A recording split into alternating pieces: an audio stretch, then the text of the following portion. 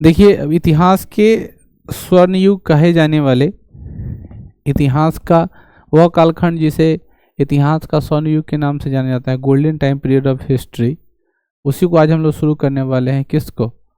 गुप्त काल को। गुप्त काल के जो संस्थापक हैं, उन संस्थापक का नाम है श्रीगुप्त। और श्रीगुप्त के बारे में कहा जाता है जो मगध का जो एरिया था, वो मगध का एरिया समय के अनुसार क्या हुआ, मौर्योत्तर काल के बाद किसके हाथ में है? गुप्तों के हाथ में आया।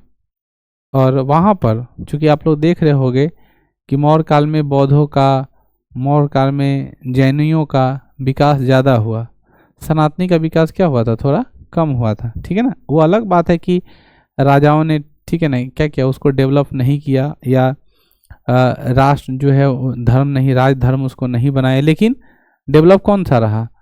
बौद्ध धर्म, जैन धर्म, है कि नहीं। लेकिन इस टाइम पीरियड में फिर विदेशी आक्रमणकारी में भी, जैसे कुषाण लोग जो आए, कनिष्क के शासन काल में थोड़ा मोड़ा ब्राह्मणों का विकास हुआ। लेकिन गुप्त काल में क्या हुआ? शुरुआती ही श्री गुप्त ने क्या किया, मगध के आसपास एक मंदिर का निर्माण करवाया। और मंदिर का निर्माण करवाने के बाद फिर क्या किया, लगभग 26 या 24, ठीक है ना, आंकड़ा अलग अलग हो सकता है, ऐसे 24 गांव को क्या किया, डोनेट कर दिया। गांव दान देने का अर्थ ये होता है कि उस गांव से जो क्या मिलने वाला है, कर मिलने वाला है, टैक्स मिलने वाला है, और टैक्स किसके नाम जाएगा? मंदिर के नाम जाएगा। बात समझ में आई? ताकि वहाँ के पुजारी, वहाँ का प्रसाद, वहाँ के प्रसादनिक व्यवस्था, मंदिर का अति क्या बोलते हैं उसको, पुताई पोचारा, जो भी मेंटेनेंस है उसको क्या किया जा सके, पूरा किया जा सके। क्योंकि किसी भी कार्यक्रम को पूरा करने के लिए मेंटेनेंस चाहिए, बिना मेंटेनेंस का तो कोई कार्यक्रम नहीं होगा। तो मेंटेन को पूरा करने के लिए ऐसी स्थिति हम लोग लाते हैं। समझ गए ना। तो सबसे पहले हम लोग समझेंगे कि गुप्त वंश जो है उसका स्थापना किसने किया। तो मैंने आपको बताया गुप्त वंश के संस्थापक कौन थे? श्रीगुप्त थे। गुप्त वंश के संस्थापक श्रीगुप्त थे, जो 240 ईस्वी से लेकर के 280 ईस्वी तक रहा। मतलब हम लोग कालखंड अब सीधा चलेंगे। सीधा चलने का मतलब समझ रहे, जो अब बढ़ते हैं कि 2022 के बाद 2023, 2023 के बाद 2024। पहले तो उल्टा चल रहा था, क्योंकि वो क्या था, ईसा पूर्व था, बीसी में थे जी रहे। अब किस में आ गए? एडी में। तो आज हम लोग जो चर्चा कर रहे इतिहास की, वो याद रखेंगे 240 से लेकर के 280 ईसा पूर्व तक था। यानी पहले जो इसके गुप्त वंश के जो शासन काल में रहे, वो पहले राजा कौन थे? ठीक। अब देखो ध्यान से, यहाँ पे कुछ राजाओं का एक व्यवस्था है, जिसको आप थोड़ा शॉर्ट करके पहले समझ लो, फिर आपको समझ में आ जाएगा। गुप्त साम्राज्य जो आया, गुप्त साम्राज्य के जो संस्थापक थे, वह पहले के रूप में, पहला जो राजा आया उसका नाम था श्रीगुप्त। ठीक है। कौन गुप्त? पहला जो राजा आया वो कौन आया? श्रीगुप्त। या राजा तुम कह सकते हो, या संस्थापक कह सकते हो। कि श्रीगुप्त क्या थे बच्चों? श्रीगुप्त गुप्त वंश के क्या थे? संस्थापक थे, या उसके पहले राजा थे। ठीक है। इसके बाद जो आया उसका नाम था घटोत्कच। क्या नाम था? घटोत्कच। घटोत्कच महाभारत में भी है। कभी कल क्वेश्चन पूछ देता है कि घटोत्कच किसका पुत्र था। ठीक है ना। तो बहुत बच्चा जवाब दे देता है भीम। ठीक है ना। घटोत्कच किसका है पुत्र? भीम का है। भीम और हिडिंबा का विवाह हुआ था, और भीम और हिडिंबा के विवाह से जो पुत्र उत्पन्न हुआ, उस पुत्र को हम लोग क्या नाम, घटोत्कच कहते हैं। और हिडिंबा और भीम के बीच जो विवाह हुआ था, उस विवाह का नाम है, क्या नाम है? राक्षस विवाह। कौन विवाह? राक्षस विवाह। विवाह 8 प्रकार के होते हैं, उस विवाह में से ये 8वां प्रकार का जो विवाह है उसे हम राक्षस विवाह कहते हैं। बहुत तरह का प्रकार विवाह का, पिशाच विवाह, राक्षस विवाह, दैव विवाह, आर्ष विवाह, ठीक है ना। उसी में से क्या आता है, ठीक है, कौन सा विवाह? राक्षस विवाह। हुआ ये था कि जब अज्ञातवास काट रहे थे भीम, और भीम ही नहीं, 5 पांडव अज्ञातवास काट रहे थे, यानी अपने परिवार से दूर रह कर, नुका करके जंगल में छिप कर रह रहे थे। तो बारी बारी से सबका प्रहरी का टाइम आता था, पहरा देने का सब भाई का। तो कुछ लोग सोता था, एक आदमी जगता था। तो रात्रि के काल में ना, जो एरिया जो था वो हिडिंबा का एरिया था। ठीक है ना।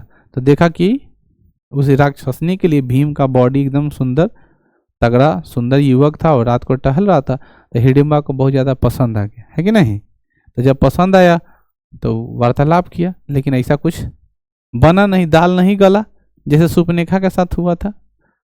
तो वो हिडिंबा जाकर अपने भाई को बोलता है कि देखिए ना भैया, ऐसा ऐसा बात।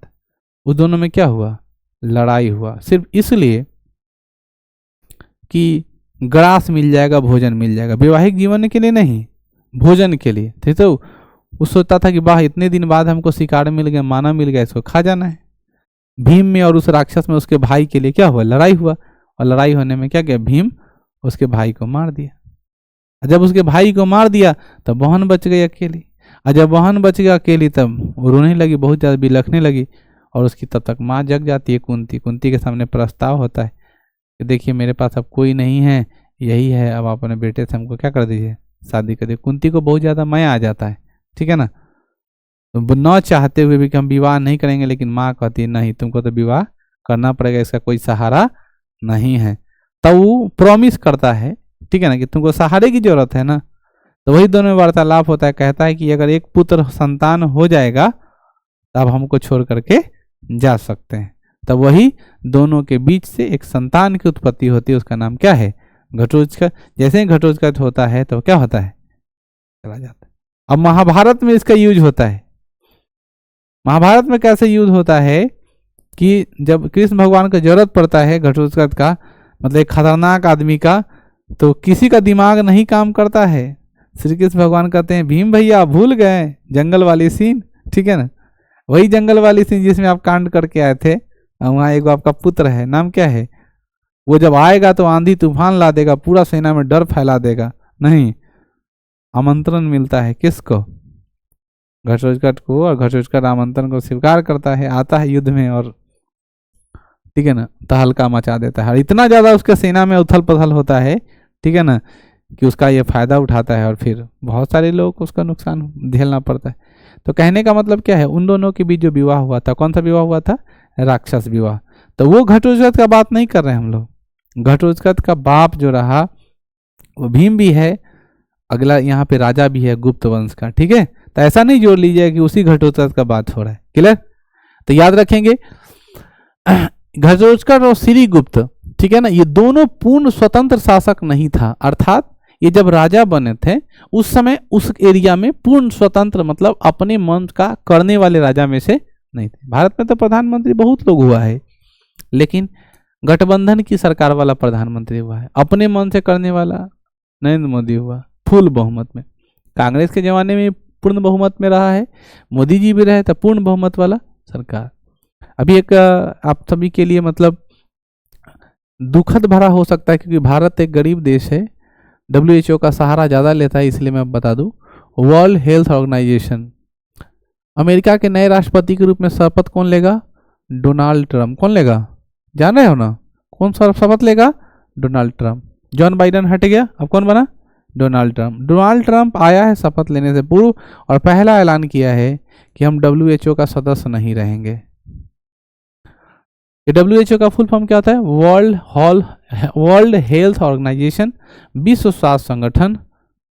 डोनाल्ड ट्रंप ए लगी उसे हट गया, क्योंकि WHO में विकसित देश जितने सारे होते हैं वो उसमें चंदा देता है, पैसा, ताकि गरीब देश का महामारी जैसा बीमारी हो, कोई बीमारी हो वर्ल्ड में, तो उप चंदा का पैसा का क्या किया जा सके, इस्तेमाल किया जा सके। जैसे भारत में पल्स पोलियो जो कार्यक्रम चलता है, 2 बूंद नहीं पिलाता है पोलियो वाला, वो WHO चलाता है। भारत के पास उतना पैसे नहीं था कि हाँ अपना कार्यक्रम चला, WHO पैसा दे रहा है।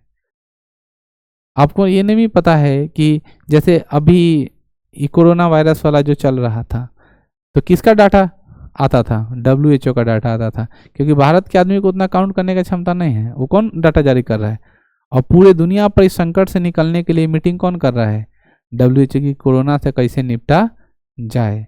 तो उस कोरोना वो जो एरिया है WHO, उसमें ज़्यादा पार्टिसिपेशन किसका है, चाइना का, किसका, अमेरिका का, और विकसित देश का, लेकिन ज़्यादा किसका है, अमेरिका का। जब WHO की बैठक हुई तो उस बैठक में कहा गया, सीधे बोल दिया कौन, अमेरिका, कि कोरोना वायरस नहीं है, ये चाइना वायरस है। बोला, चाइना को बहुत ज़्यादा खराब लगा, बोला ये कैसे, ठीक है ना। तो बोला कि हम न देवो, कथी न देवो, चंदा उंदा WHO में। तो बोला तो कमजोर था, जॉन बाइडेन एक्शन न ले सका, डोनाल्ड ट्रंप बोला कि हम WHO में रहबे नहीं करेंगे, उससे हमको कौन फायदा है। हम उसमें चंदा दें और सब छोटा छोटा देश लेकर मजा मारे तो हम कहला रहेंगे, और फाइनली निर्णय ले लिया कि हम डब्ल्यूएचओ में नहीं रहेंगे। अब क्या होगा, गरीब देश को बहुत ज़्यादा प्रॉब्लम होगा और चाइना जैसे देश पर लोड ज़्यादा बढ़ जाएगा, समझ में आई। अब हम लोग कहेंगे कि हम लोग उस संयुक्त राष्ट्र संघ में कहला जुड़े, क्योंकि हम लोग को कोई फायदा नहीं होगा तो हम लोग अपना टाइम कहला वेस्ट करें, तो उसमें भी हम लोग चाहे हटेंगे। धीरे धीरे एक तरह कूटनीति का तहत है कि जैसे उससे हटेगा फिर एक क्या बन जाएगा, नया संगठन के रूप में स्वरूप होगा, और फिर अमेरिका का अपने आप क्या होगा, वर्चस्व पूरे विश्व में कायम हो जाएगी, समझ में आई। तो स्वतंत्र शासक होने का अर्थ होता है जो अपने मन का करे। I mean, कह सकते हो तुम आज के समय अमेरिका जो मन कर रहा है सो कर रहा है। इंडिया को परमाणु बम छोड़ना होगा, छोड़ देगा, लेकिन है अपने आप में मजबूत, परमाणु बम है। लेकिन चाइना को छोड़ना होगा, छोड़ देगा, क्योंकि वो तो वीटो पावर के पास पावरफुल आदमी है। तो वही ये जो राजा जो श्रीगुप्त थे और घटोत्कच था, वो क्या है, पूर्ण रूपेण अर्थात दोनों स्वतंत्र शासक नहीं था, है ना। यहाँ पे क्या कहता है, उसके बाद अगला राजा है चंद्रगुप्त प्रथम, ये इसका वास्तविक संस्थापक माना जाता है। याद रखेंगे, गुप्त वंश का वास्तविक संस्थापक कौन है, चंद्रगुप्त प्रथम, चंद्रगुप्त मौर्य नहीं, चंद्रगुप्त प्रथम। और गुप्त वंश का संस्थापक कौन है, श्रीगुप्त, वास्तविक संस्थापक श्रीगुप्त। कौन समझ गए। जैसे जैन धर्म के पहले तीर्थंकर का नाम ऋषभदेव, लेकिन 24वें तीर्थंकर महावीर स्वामी को जैन धर्म का वास्तविक संस्थापक माना। इसका क्या मतलब है कि पहचान दिलाया किसने, जैन धर्म को पहचान किसने दिलाई, बीजेपी का स्थापना किसी और ने किया, लेकिन पहचान नरेंद्र मोदी ने दिलाया पूरा वर्ल्ड लेवल पर। तो आज के समय बीजेपी पीक वैल्यू पर है ना, समझ रहे कि समझ रहे।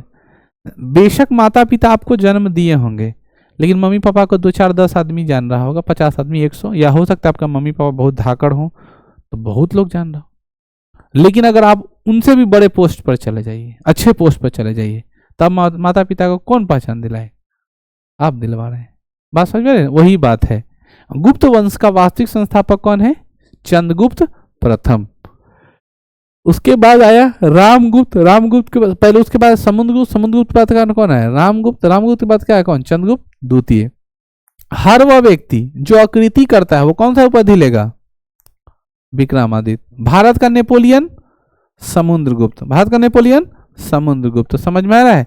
और भारत का शेक्सपियर नागार्जुन, भारत का शेक्सपियर नागार्जुन, भुला गया, भारत का शेक्सपियर नागार्जुन। गुप्त काल को स्वर्ण युग कहा जाता है, गुप्त काल का क्या है, स्वर्ण युग कहा जाता है। चीनी यात्री फाहियान किसके शासन काल में आया, चंद्रगुप्त द्वितीय के शासन काल में। उसके बाद कौन आया, कुमारगुप्त प्रथम आया। इसने उपाधि किसकी ली, महेंद्रनाथ की। नालंदा विश्वविद्यालय के संस्थापक हैं कौन, कुमारगुप्त। बर्बाद किसने किया, बख्तियार खिलजी। नहीं दे रहा है, नालंदा को किसने बनाया, कुमारगुप्त। डुबाया किसने, बख्तियार खिलजी। ये सब नाम याद रखना है। उसके बाद कौन आया, स्कंदगुप्त। चलिए, गुप्त वंश का अंतिम शासक कौन था, स्कंदगुप्त। वास्तविक संस्थापक कौन था, चंद्रगुप्त प्रथम। भारत का नेपोलियन कौन है, समुद्रगुप्त। विक्रमादित्य की उपाधि किसने प्राप्त की, चंद्रगुप्त द्वितीय। किसने प्राप्त की। चलिए आगे हम लोग बढ़ते हैं, पढ़ेंगे समझेंगे, ध्यान से सुनते हैं हम लोग। वो क्या कहता है कि गुप्त साम्राज्य की स्थापना श्रीगुप्त ने किया। इसका शासनकाल 240 ईसा पूर्व से 280 ईसा पूर्व तक। ये वास्तविक संस्थापक नहीं है, लेकिन 40 साल किया। इन्होंने महाराज की उपाधि धारण किया और मगध में किसका निर्माण कराया, मंदिर का। और निर्माण करा के कितना गांव दे दिया, 24 गांव दे दिया। कितना गांव दे दिया, 24 गांव। कि उसका कर आएगा, उस मंदिर को मिलेगा, उसको डेवलप करेगा। श्रीगुप्त के बाद अगला शासक घटोत्कच बना। कौन बना, घटोत्कच, जिसका शासनकाल कितना रहा, 280 ईसा पूर्व से 319 ईसा पूर्व तक। इसके बाद अगला शासक कौन बना, चंद्रगुप्त प्रथम, जिनका शासनकाल 319 से 335 रहा। और यही क्या बन गया, वास्तविक संस्थापक। याद रखेंगे, गुप्त वंश का वास्तविक संस्थापक कौन बना, चंद्रगुप्त प्रथम। इस वंश का वास्तविक संस्थापक चंद्रगुप्त प्रथम को माना जाता है। इन्होंने अपनी राजधानी कहां बनाई थी, पाटलिपुत्र को बनाया। गुप्त वंश का राजकीय चिन्ह क्या था, गरुड़ शांति का प्रतीक है ना बच्चों। आगे बढ़ते हैं, गरुड़ विष्णु भगवान का भी प्रतीक है। गरुड़ पुराण इसीलिए गुप्तों का संबंध जो है वायु पुराण और गरुड़ पुराण से प्राप्त होता है। चंद्रगुप्त प्रथम अपने राज्याभिषेक के अवसर पर 319 ईसा पूर्व में गुप्त संवत जारी किया था। गुप्त संवत एवं शक संवत के बीच का अंतर कितना है? 241 वर्ष। ध्यान से सुनो, एगो पढ़े थे शक संवत, कौन संवत? अब विक्रम संवत, याद आ रहा है ना, 76 ईसा पूर्व, ठीक है ना। अब ये जो दिखाई दे रहा है कि शक संवत और विक्रम संवत वो अलग मैटर है। एगो नया संवत है, उस संवत को क्या बोलते हैं? गुप्त संवत। तो गुप्त संवत एवं शक संवत के बीच का अंतर कितना वर्ष है? 241 वर्ष है। और चंद्रगुप्त प्रथम ने अपने राज्याभिषेक के अवसर पर 319 ईस्वी में गुप्त संवत जारी किया। सवाल पूछे, गुप्त संवत किसने जारी किया? गुप्त संवत किसने जारी किया? चंद्रगुप्त प्रथम ने। शक संवत किसने जारी किया? शकों के द्वारा। विक्रम संवत किसके जारी किया गया? भुला गए? वाह। चलिए आगे बढ़िए। चंद्रगुप्त प्रथम लिच्छवी राजकुमारी देवी से विवाह किया और इस अवसर पर उन्होंने राजा रानी प्रकार का सिक्का जारी किया जो सोने का बना रहता था। किसका? राजा और रानी के प्रकार का क्या किया? राजा रानी प्रकार मतलब समझ रहे हो? देखो, हो सकता है यह राजा और यह रानी, ठीक है ना, तो ऐसा सिक्का जारी कर दिया होगा, ठीक है ना, बुझे? यानी जैसे हम लोग गर्दन में कैसे हनुमान जी पहन लेते हैं, वैसा ने वो सिक्का जारी कर दिया, राजा रानी जैसा, ठीक। चंद्रगुप्त प्रथम गुप्त शासक था जिसने सोने का सिक्का जारी किया। पहला ऐसा गुप्त शासक जो सोने का सिक्का जारी किया वो कौन है? चंद्रगुप्त प्रथम। बिहार में गुप्त साम्राज्य के प्रसार का श्रेय चंद्रगुप्त प्रथम को प्राप्त है। चंद्रगुप्त की मृत्यु के पश्चात अगला शासक कौन बना? समुद्रगुप्त बना, जिसका शासनकाल 335 ईसा पूर्व से 375 ईसा पूर्व तक। समुद्रगुप्त के बारे में कहा जाता है कि समुद्रगुप्त प्राचीन भारत का महान विजेता शासक था। इसने एरन अभिलेख से उसे धरती के सभी राजाओं को हराने वाला राजा कहा गया है, जिसे सरवरा जो छेता, क्या नाम होता है? सरवरा जोर छेता। समझ रहे हो? ये क्या कहता है कि समुद्रगुप्त प्राचीन भारत का एक महान विजेता शासक था। प्राचीन भारत का महान विजेता शासक। उसने एरन अभिलेख में इस धरती के सभी राजाओं को हराने वाला राजा कहा गया। एरन अभिलेख में ये लिखा गया है कि चंद्रगुप्त ऐसे प्रथम है, समुद्रगुप्त ऐसा राजा है जो क्या है, धरती पर जितने सारे राजाएं हैं उस सभी को राजा को हराने में क्या है, सक्षम था। इसीलिए समुद्रगुप्त को भारत का नेपोलियन कहा। समुद्रगुप्त के प्रयाग प्रशस्ति अभिलेख में उसके युद्धों का विजय का उद्देश्य संपूर्ण पृथ्वी का जीतना बताया गया है। कौन सा है? धरनी बंद। समझ गए ना? यानी उसका एकमात्र उद्देश्य था हम पूरे पृथ्वी को क्या करेंगे, जीत ले।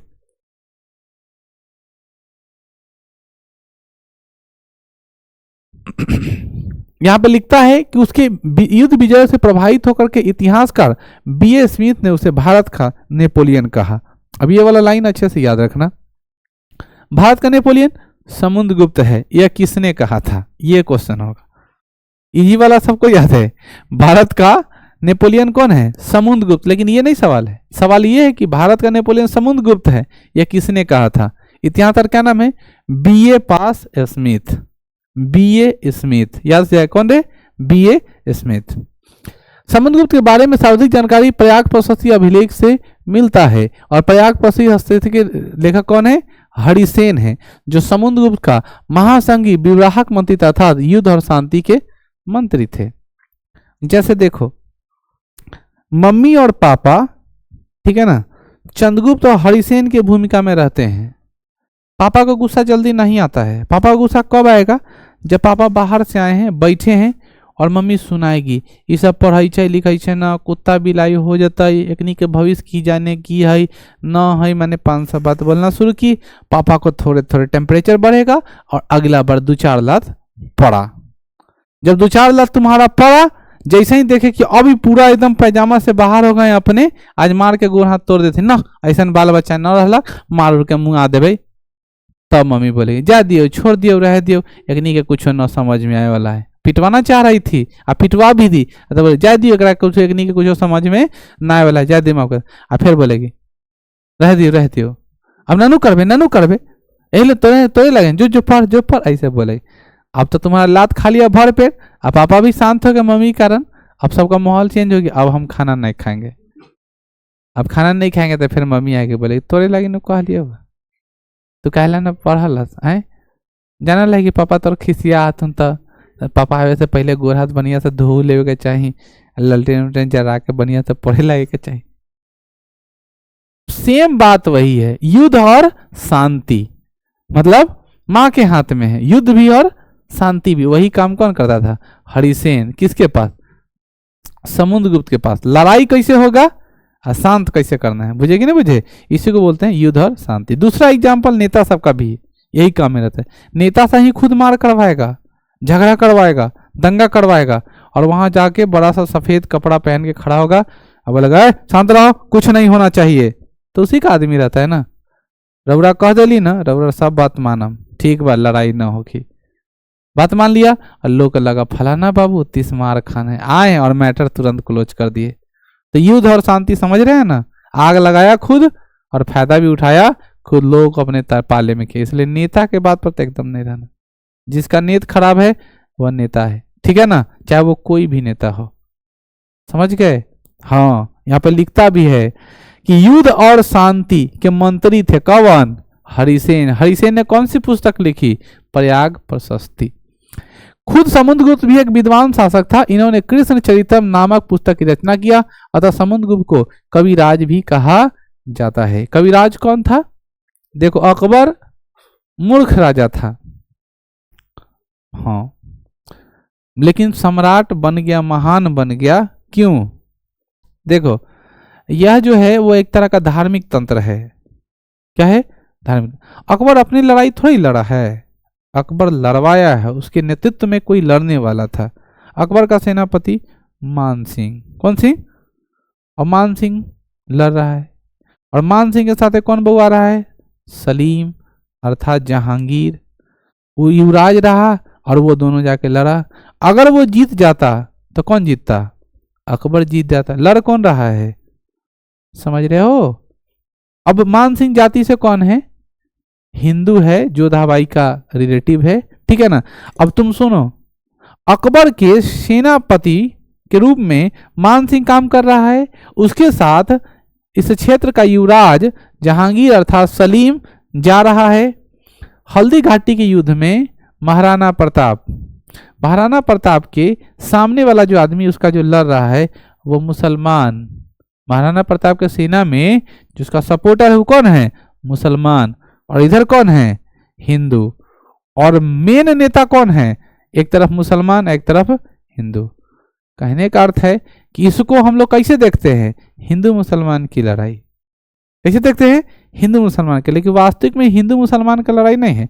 अकबर और महाराणा प्रताप के बीच कैसा लड़ाई है? सत्ता का लड़ाई है। अकबर महाराणा प्रताप के बीच कैसा लड़ाई है? सत्ता का, एक दूसरे को छोटा बड़ा होने का।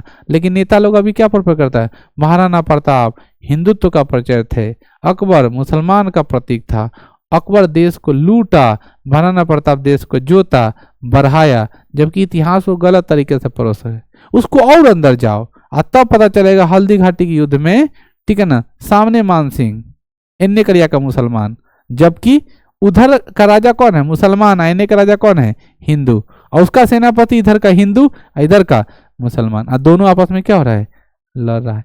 तो एक राजनीतिक व्यू है किसी भी चीजों का परोसने का, समझ गए ना। जैसे बड़े बड़े टेंट हाउस को ले लो, बड़े बड़े कैटरिंग को ले लो, जहाँ भोजन वोजन खाना वाना बनता है, तो बना रहा है दूसरा मिस्त्री, बहुत अच्छा खाना बना, लेकिन सामने वाला को जवाब देना बहुत टेस्टी बना है, कौन है?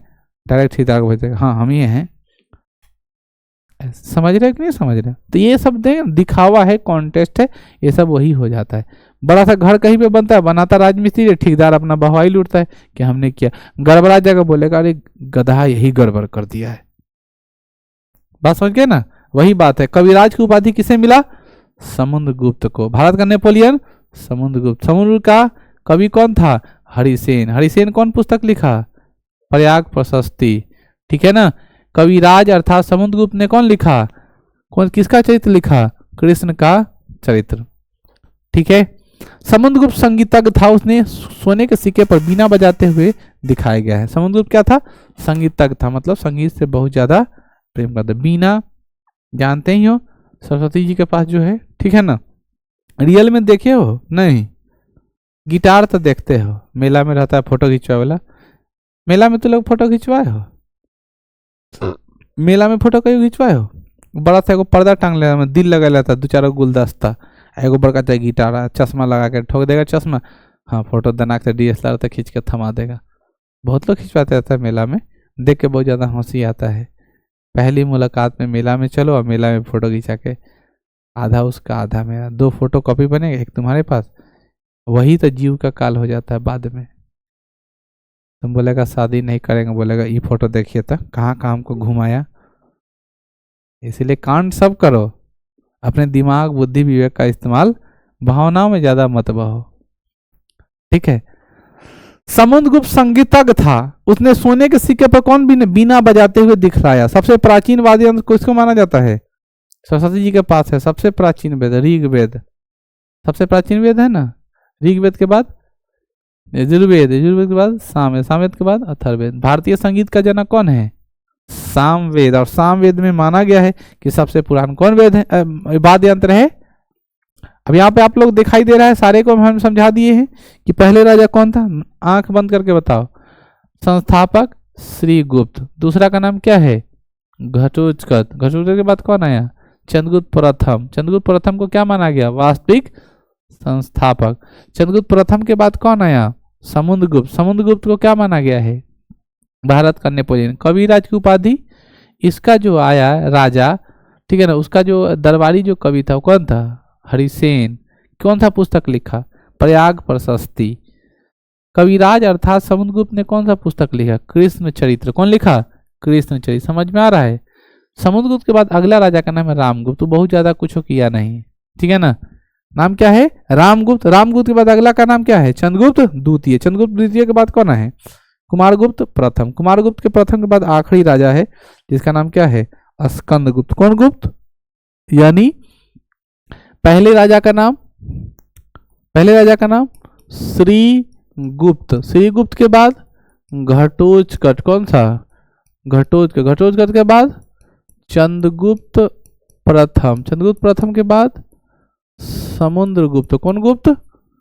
कौन गुप्त? समुद्रगुप्त के बाद कौन सा? रामगुप्त। कौन गुप्त? रामगुप्त के बाद चंद्रगुप्त द्वितीय। कौन रे? चंद्रगुप्त द्वितीय। चंद्रगुप्त द्वितीय के बाद कौन आया? कुमारगुप्त। कौन रे? कुमारगुप्त। कुमारगुप्त के बाद कौन आया? स्कंदगुप्त। बीच में बहुत सारा राजा हुआ, ऐसा नहीं है कि इतने हैं, लेकिन और सब जो राजा जो है वो कुछ करवे नहीं किया, कुछ इंपॉर्टेंट काम नहीं किया। तो जब करवे नहीं किया तो उसका चर्चा, तुम्हारा कोई चर्चा क्यों करेगा?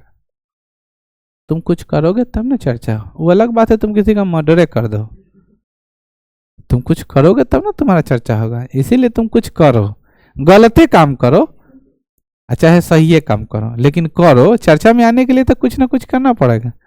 जैसे देखो बड़े बड़े लोग हैं, ठीक है, वो उन पर एगो अंडा लेके चला के मार दिया, चपले कोई चला देता है बड़का नेता पर और उसको मीडिया हाईलाइट कर दिया। रातों रात किसका किस्मत बदलेगा कौन जानता है। कुंभ के मेला में माला बेचे वाली लड़की जिसका आंख बहुत सुंदर है, उसका आज हम वीडियो देख के बहुत ज्यादा हंसी आ रहा था। रोड पर बेच रही थी, अब भी रातों रात इतना ज्यादा फॉलोअर्स उसका बढ़ा, फैन फॉलो इतने ज्यादा हो गए, तो इतना ज्यादा पैसा हो गया कि वो कौन पार्लर में जाके घूम रही है, अपना श्रृंगार व्रृंगार करवा रहे, उसका वीडियो देखे। बताओ इससे बड़ा क्या हो सकता है चेंजिंग किसी में? एक बैग रोड पर से डायरेक्ट तरक्की। तो सोशल मीडिया में बहुत ज्यादा पावर है। ऑटोमेटिक आप अब कुछ उल्टा पल्टर खाली कर दीजिए बस, और कुछ नहीं करना है, कुछ नहीं करना है, सिर्फ अल्टर पल्टर कर दीजिए, ऑटोमेटिक आप क्या हो जाएगा? फेमस हो जाइएगा, वायरल हो जाइएगा। करिए उल्टा पुल्टा, चड्डी पर पहन के घूम जाइए।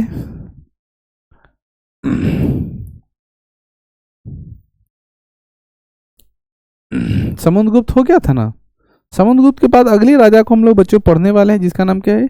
चंद्रगुप्त द्वितीय। चंद्रगुप्त द्वितीय ने किसकी उपाधि धारण की थी?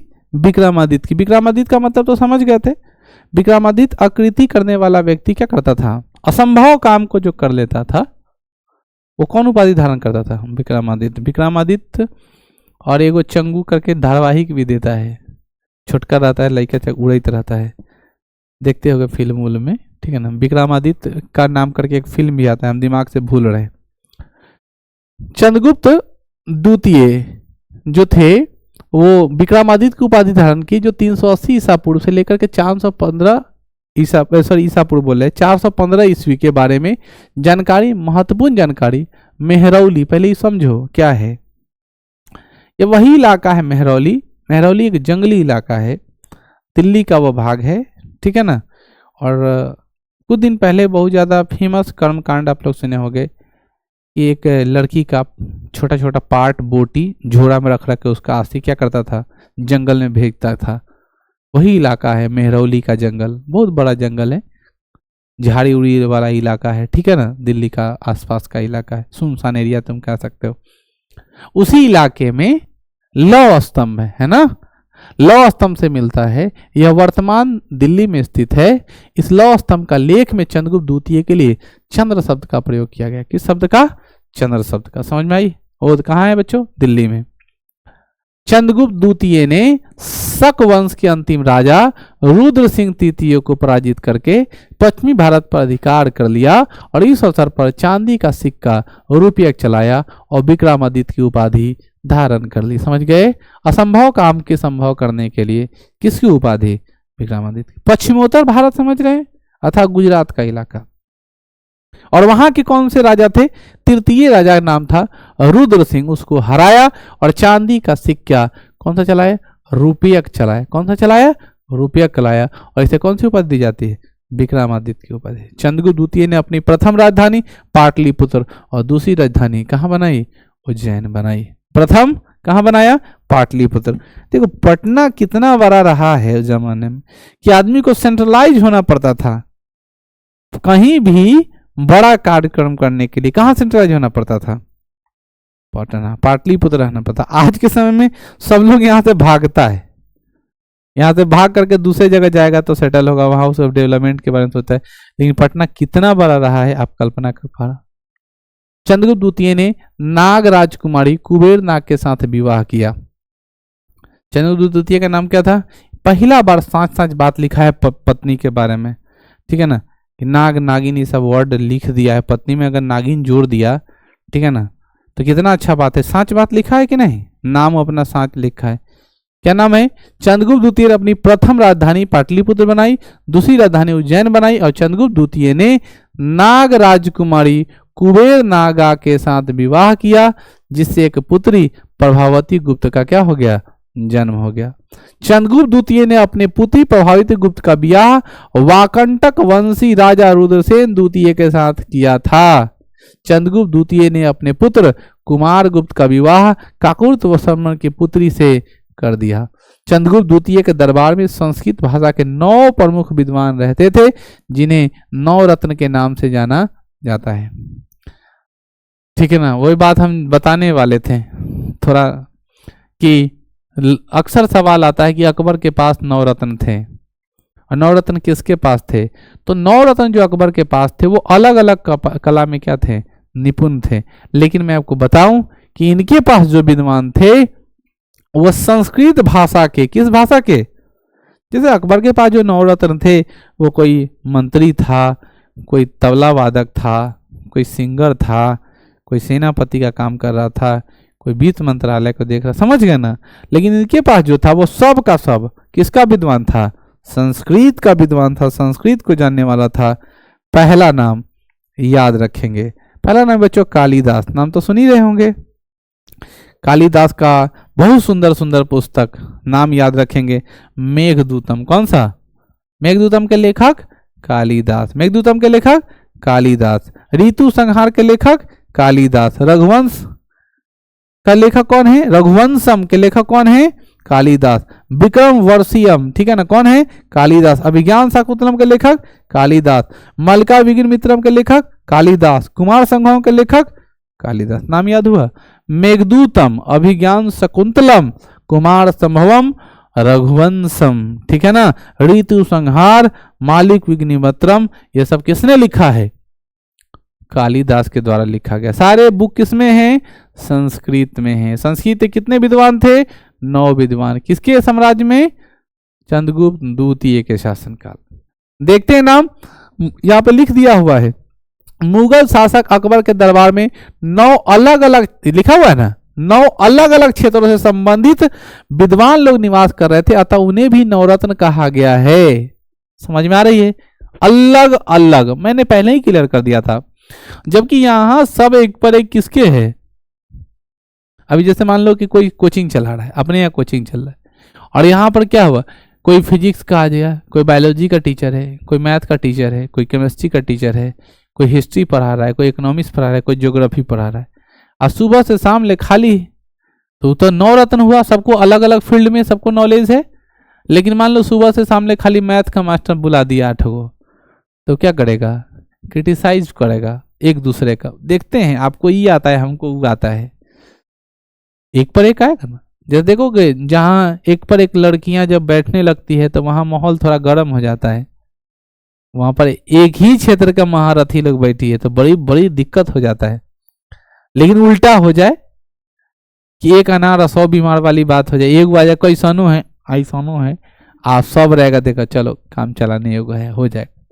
तो वही बात है, एक ही तरह का बात होना और एक ही तरह की क्रियाकलाप करना दोनों अलग बात। अकबर के पास 9 रत्न भी थे और चंद्रगुप्त द्वितीय के पास भी 9 रत्न थे। दोनों में यही फर्क है कि वो अलग अलग क्षेत्रों का विद्वान था, यहाँ पर सिर्फ संस्कृत के जानकार।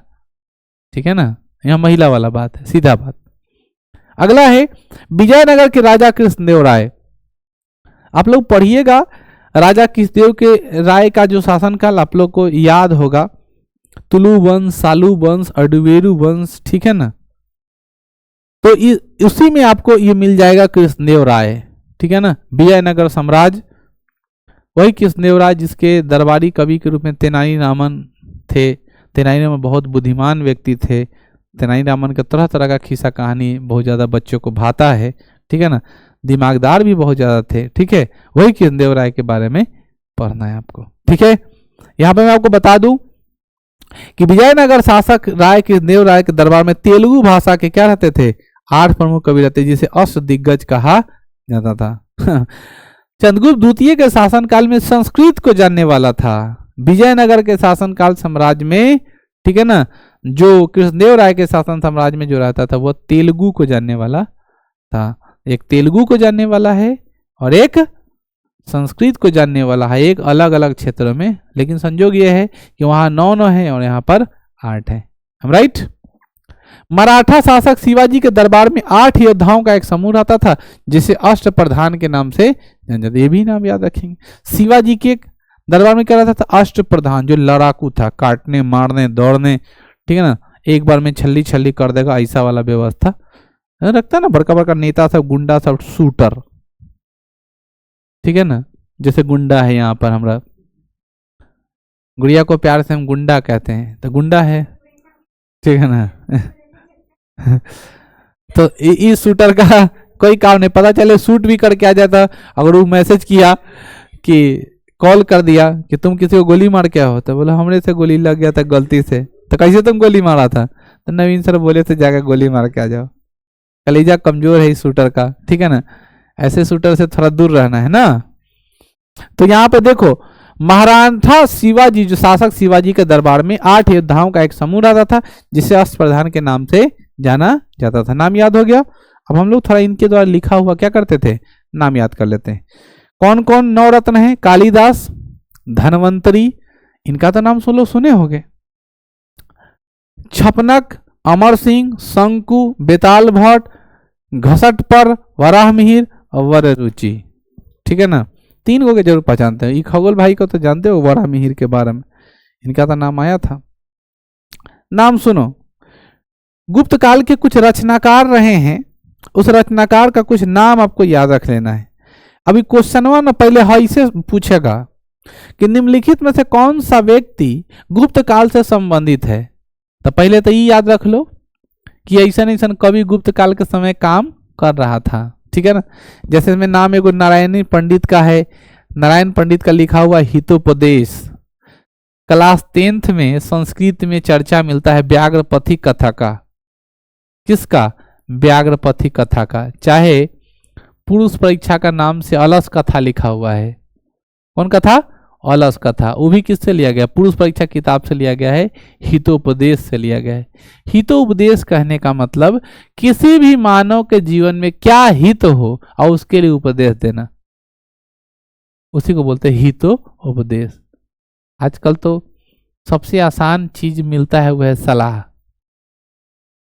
फ्री में। जैसे तुमको कोई आदमी बोलेगा सुबह उठ जाना है, स्नान करना है, भगवान का पूजा पाठ करो, साफ सफाई पर ध्यान दो, औकात दे पर मच्छी भीगने के जाएगा। फिर पूछे चाचा कै दिन नहला हो गए तक? अरे मेरा तबीयत गड़बड़ रहता है, बीपी उपी थोड़ा बढ़ जाता है, बुखार उखार हो रहा है। वही 7-8 दिन से नहीं नहाए, न तो हमेशा नहाइए लेते थे, बुझे। और तो बोलोगे आप नहीं करते हैं, हमको ला रहे, तो तुम्हारे उम्र में थे ना हम, क्या कहते हो दिन में 3 बार नहाते था, ठंडा कहते बुझी ना। और वाला डायलॉग मारेगा, ठंडा लड़का के छुही ना, ठीक है ना, जवानका के दोस्त। हाँ, ठंडा कहता है बुढ़वा के छोड़ब ना, ठीक है ना। यानी लड़का का क्या है? छुई ना, आ जवानका के आ दोस्त, आ बुढ़वा के छोड़ी ना। तो हम तो बचेंगे, डूबेंगे, मर जाएंगे, इसीलिए तुम बच्चा है, कुछ भी करो। समझ रहे हो कि नहीं समझ रहे हो? हाँ, तो नाम याद रखेंगे। पहला कौन है? कालिदास, विशाख दत्त, शूद्रक, दंडी, विष्णु शर्मा। नारायण पंडित, वारामिहिर, पालक्य, असुबंधु। विशाख दत्त के लेखक कौन? मुद्रा राक्षस। नाम क्या है? देवी और चंद्रगुप्तम। समझ में आया? ये तो नाम पहले सबको याद है। विशाख दत्त की कौन सा किताब लिखा था? मुद्रा राक्षस। उसके बाद कौन आया? देवी। उसके बाद क्या आया? चंद्रगुप्तम। शूद्रक किसने किताब लिखा? मृच्छकटिकम। दंडी कौन किताब लिखा?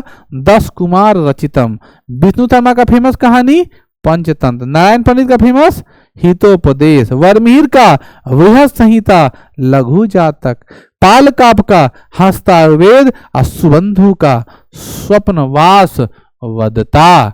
स्वप्नवास वदता। इसमें से किसी किसी को ऐसा सपना आया है जिसको किसी के सामने बोलने में शर्म आता हो? सच सच बोलना। किसी को नहीं आया हो ऐसा कोई सपना? हाँ, ऐसा कुछ सपना आया हो जो बहुत बार ऐसा कुछ सपना आलतू फालतू देख लिए हो जिसको सबके सामने बोलने में थोड़ा अजीब आया हो? है मतलब ऐसा कभी सपना आया है जिसको मान लीजिए, जैसे मान लीजिए कि हमको कोई देखा कि सपना में आए कि हम बहुत ज़्यादा खाना उना खा रहे हैं, खूब सुंदर सुंदर भोजन लगा हो और मज़ा आया और खूब खाए हम कर रहे हैं, तो ये बात है बोलने में, ठीक है ना, बोल सकते हैं कहीं पे एक्सप्लेन, ठीक है। लेकिन कुछ ऐसा सपना देख लिए, ठीक है ना, जिसको एक्सप्लेन करने में दिक्कत, ऐसा कभी सपना देखे हो?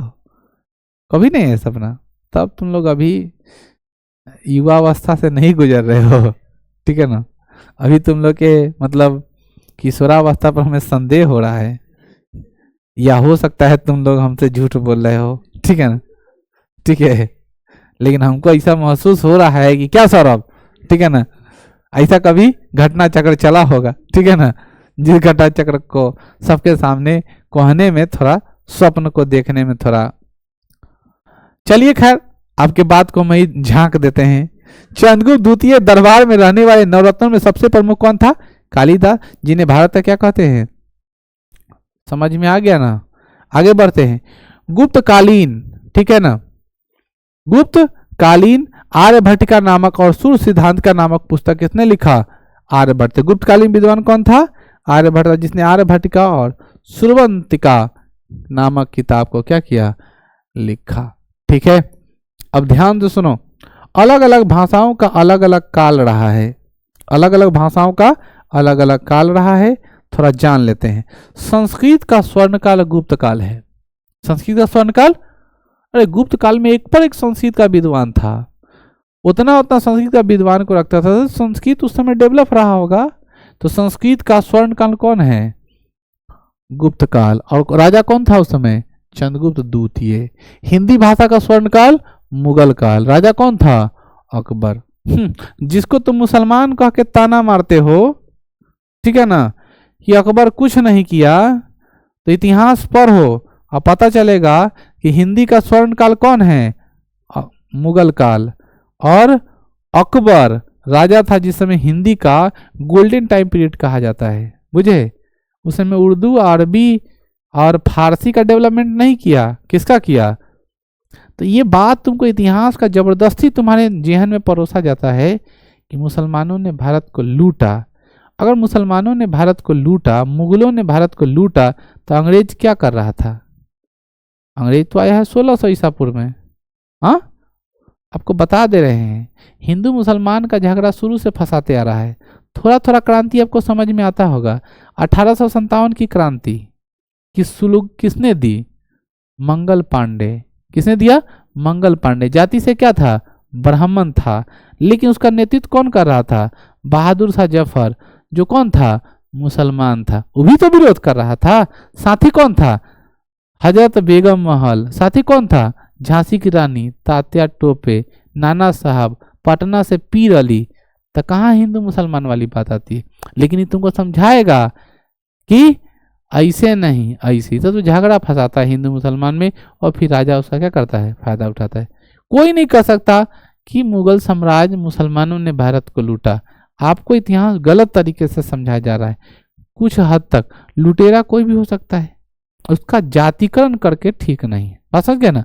तो हिंदी का स्वर्ण काल कौन है, मुगल काल। और मुगल काल का उस समय राजा कौन था, अकबर। फारसी का स्वर्ण काल कौन है, मुगल काल, अकबर। तेलुगु भाषा का स्वर्ण काल कौन है, विजयनगर साम्राज्य, कृष्णदेवराय। क्योंकि उस अपने जमाने में वो 8 गो तेलुगु भाषा का आदमी रखता था, और उसको हम लोग क्या कहते थे, अष्ट दिग्गज के नाम से। कौन, दिग्गज। दिग्गज का छंदी विशेष क्या होता है, जानते हो कि नहीं, दिक जोर गज अर्थात दिग्गज। समझ रहे हैं ना, ये भी नहीं जानते हो।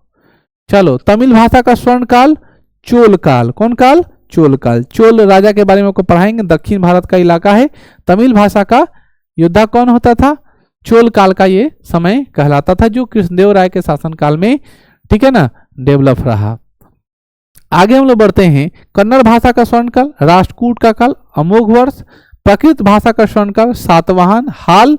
चित्रकला का स्वर्ण कौन, जहांगीर। और स्थापत्य कला का स्वर्ण कौन है, चित्रकला। मतलब शाहजहां को चित्रकला में बहुत ज्यादा इंटरेस्ट था, ठीक है ना। तो जहांगीर जो था वो चित्रकला को ज्यादा देखा, और स्थापत्य कला मतलब स्थापित कला मतलब खूब ज्यादा चीज बनवाया। वो कौन बनवाया, शाहजहां ताजमहल बनवाया। शाहजहां क्या बनाया, वो जिस किसी के लिए भी बनवाया हो, लेकिन बनवाया तो सही। थोड़ा दम हो, ठीक है ना, एगो नन्ही चके 4 पिलर पर खड़ा करके, ठीक है ना।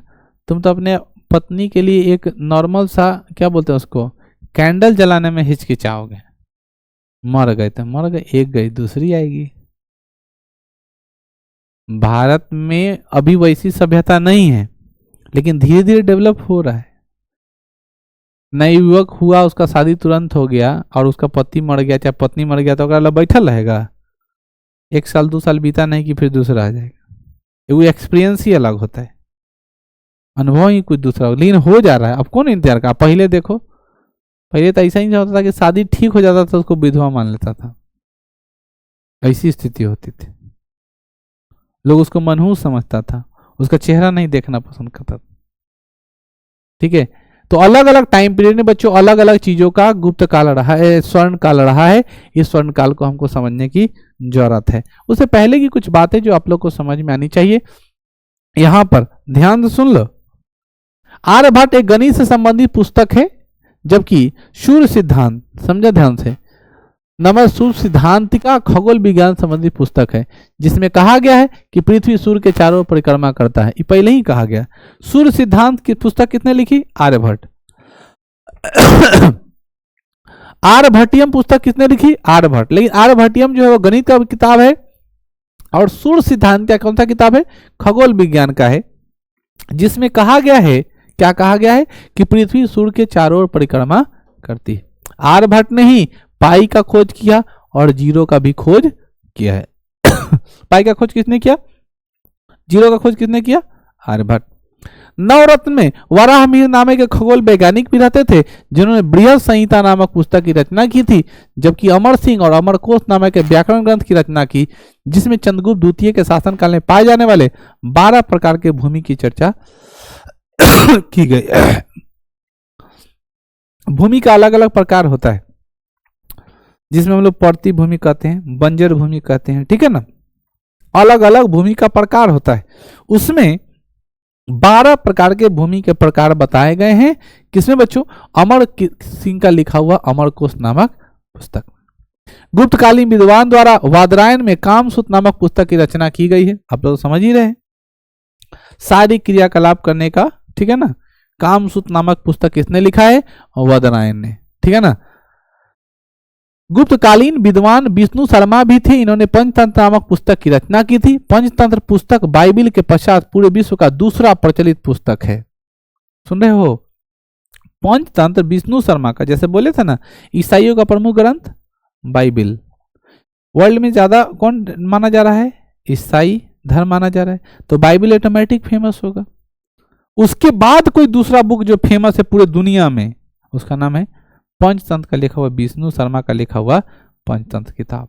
वो बहुत हास्यपद बच्चों के लिए छोटी छोटी कहानियां, और हंसते हंसते सिखा देना, समझा देना, ताकि बच्चा के अंदर ये ना कल्पना हो कि हमको पढ़ा रहा है, कहानियां सुना के ज्ञान की बात दे दिया। जैसे तुम किसी आदमी को बोल दो कि बुआ लालच नहीं करना चाहिए, तो समझेगा अच्छा ये बात है, लालच ना करेंगे, सोचना नहीं। लेकिन एक कहानी सुनाया जिसमें कहा कि एक बाघ है, एक आदमी है, रास्ते से जा रहा था, और बाघ बोला क्या करना, कि हम कमजोर हो गए, हम शिकार नहीं करेंगे, हमारे हाथ में सोना कंगन है, ले लीजिए। तो उसको विश्वास हो गया कि क्या करेगा, नहीं मारेगा, क्योंकि बूढ़ा हो गया है, ये पाप नष्ट करना चाहता है। लालच में फंस गया और ओकरा पास चल गया, मार के खा गया।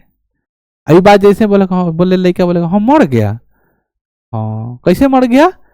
लालच किया। अब बेकाम के लालच करोगे तो मरोगे कि नहीं मरोगे? हाँ अंकल सही बोल रहे हैं, लालच नहीं करना चाहिए। तो तेका सानी कहानी बोला, लड़का हंसते खेलते कहानियों सुन लिया और उसके दिमाग में सेटल हो गया बेकाम के लालच नहीं करना चाहिए। तो ऐसा कहानी लिखते थे कौन? पंचतंत्र के लेखक विष्णु शर्मा। चंद्रगुप्त काल में कई स्मृति ग्रंथ भी रचना की गई है। चंद्रगुप्त द्वितीय काल में शाब्दिक संस्कृत साहित्य की रचना की गई, अतः इस काल को संस्कृत भाषा का क्या कहा जाता है? स्वर्ण काल कहा जाता है। जैसा कि मैंने आपको बताया, संस्कृत का स्वर्ण काल कौन है बच्चों? संस्कृत का स्वर्ण काल गुप्त काल, हिंदी भाषा का स्वर्ण काल मुगल काल, फारसी भाषा का मुगल काल, तेलुगु भाषा का स्वर्ण काल विजयनगर साम्राज्य का कृष्णदेव राय, तमिल भाषा का चोल काल, उसी तरह कन्नड़ भाषा का स्वर्ण काल राष्ट्रकूट, प्राकृत भाषा का स्वर्ण काल सातवाहन, चित्रकला का स्वर्ण काल जहांगीर, स्थापत्य कला का स्वर्ण काल शाहजहां। चंद्रगुप्त द्वितीय ने हाल में ही 399 से लेकर के 414 ईस्वी में चीनी बौद्ध यात्री फाहियान भारत की यात्रा किए, और फाहियान ने अपने यात्रा विवरण को लिखा। ठीक है, वस्तु मिला था खरीदी बिक्री के रूप में कौड़ी का प्रयोग किया जाता है। ठीक है ना, उसने जो चीनी यात्री था फाहियान, ठीक है ना, उसने जो अपने यात्रा विवरण में लिखा, फाहियान जो अपना पुस्तक लेके आया, उस पुस्तक में लिखा क्या कि उस समय पैसा के रूप में किसका इस्तेमाल होता था? कौड़ी। कौड़ी जानते हो ना, अभी घर में होता है कौड़ी, लोग आजकल उसको पूजा के लिए इस्तेमाल करता है, शुद्धता के लिए, ठीक है ना, रख लेता है, बोलता है कौड़ी रहेगा ना तो पैसा आएगा। तो जो कौड़ी बेचता है उसके पास बहुत सारा कौड़ी है, वो अरबपति बन जाएगा। Concept is clear. अगर ये सब रखने से पैसा आता है, ठीक है ना, तो कौड़ी जिसके पास उसके पास बहुत सारा कौड़ी है और ऑटोमेटिक क्या हो जाएगा।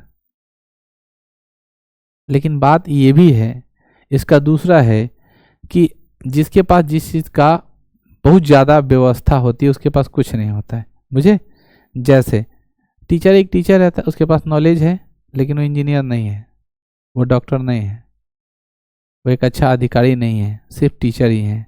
जब उससे कोई ज्ञान ले लेता है तो अधिकारी बन गया, डॉक्टर बन गया, इंजीनियर बन गया। बात समझ रहे हो ना? तो अलग अलग चीज़ों पर, अलग अलग जगह पर जब वो चीज़ जाता है तो उसका कंसेप्ट क्या हो जाता है। यहाँ पे क्या कहता है? चंद्रगुप्त द्वितीय की मृत्यु के पश्चात अगला प्रमुख शासक है कुमारगुप्त प्रथम। कौन बना हुआ? कुमारगुप्त प्रथम। कौन बना? कुमारगुप्त प्रथम। यहाँ देखते हैं, कुमारगुप्त प्रथम का शासनकाल 415 से 455 एडी था। ठीक है ना। कुमारगुप्त प्रथम महेंद्रदित्य और शंकरादित्य के नाम से भी जाना जाता है। वो कुछ किया नहीं ज्यादा। पूरे गुप्त शासक में सर्वाधिक जानकारी स्रोत कुमारगुप्त प्रथम का ही मिला है, ठीक है ना। कुमारगुप्त प्रथम में मयूर शैली के सिक्के के उद्धार जारी किया गया। साथ ही बिहार के नालंदा का एक बौद्ध मठ की स्थापना किया, जो बाद में नालंदा बौद्ध विहार के नाम से जाना गया, जो वर्तमान में भारत का सबसे प्राचीन विश्वविद्यालय। समझ में आए। पहले वो क्या बना था, बौद्ध लोगों का मठ बना, और वही मठ धीरे क्या बना, बौद्ध विहार बना, और फिर जाकर के क्या बना, विश्वविद्यालय। ये तो लाइन आपको बहुत अच्छे से याद है। विश्व का प्राचीनतम विश्वविद्यालय तक्षशिला विश्वविद्यालय, जो वर्तमान में कहाँ है, पाकिस्तान में है। भारत का सबसे पुराना विश्वविद्यालय नालंदा विश्वविद्यालय, जो भारत के बिहार के नालंदा जिले में स्थित है। समझ में आई। तो ये एक सारी कहानी थी। कुमारगुप्त को शंकरादित्य के नाम से और महेंद्रादित्य के नाम से जानते हैं। इसके बाद स्कंदगुप्त की बारी आती है। तो स्कंदगुप्त को हम लोग अगले दिन क्या करेंगे, पढ़ेंगे, ठीक है ना। स्कंदगुप्त की कहानी बहुत बड़ी नहीं है, ठीक है ना, लेकिन स्कंदगुप्त की हम लोग कहानी को क्या करेंगे, अच्छा पढ़ा ही देते हैं, हटाओ, थोड़ा मोड़ा है। स्कंदगुप्त की पार्ट जो है वो थोड़ा मोड़ा है।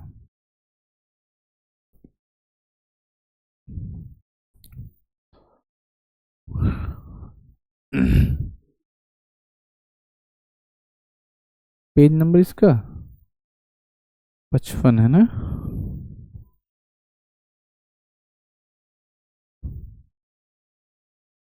ठीक है ना। इसको हम लोग अगले क्लास में देखेंगे।